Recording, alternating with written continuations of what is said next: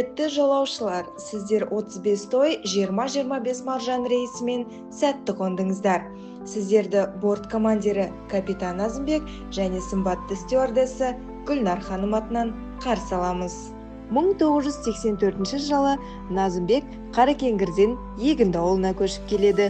1985 жылы көрші үйдің баласымен бірге оқып жүріп, сол ұлдың әпкесімен Гүлнармен танысады.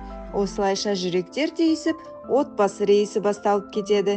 1991 жылы алғашқы жолаушы шекесі торсықтай Мейіржан дүниеге келді.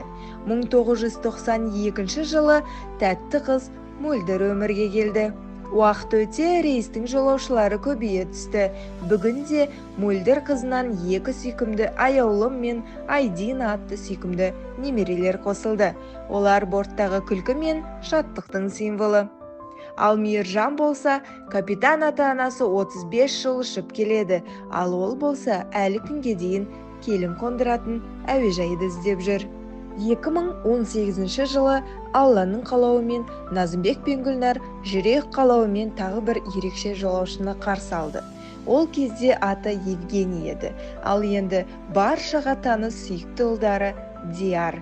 Бүгінде Диарда бой жетіп, асыл ата-анасының мейірімі мен махаббатына бөленіп 17 жасқа толып отыр. Бұл жүректен шыққан, мейіріммен таңдалған махаббаттың нағыз жемісі. Борттағы қызмет түрлері: сусын орнына бақыт пен шаттық, десерт орнына махаббат пен сыйластық, әуен орнына достар мен ағайынның ыстық тілектері ұсынылады. Құрметті жолаушылар, міне маржан рейс өзінің 35 жылдық сапарын аман-есен тамамдады. Бұл рейстің жалғасы әлі алда. Ол тек шаттыққа, берекеге, сүйіспеншілікке және ұзақ ғұмырға толы болсын. Сондықтан бүгінгі тойды көтеріңкі көңіл күймен қарсы алып, жақсылап тойлаңыздар. Ал енді сіздерді 35 жыл бойы махаббат аспанында бірге самғатқан тамаша экипажға, капитан Назымбек пен стюардесса Гүлнарға зор құрметпен шын жүректен қол соғайық.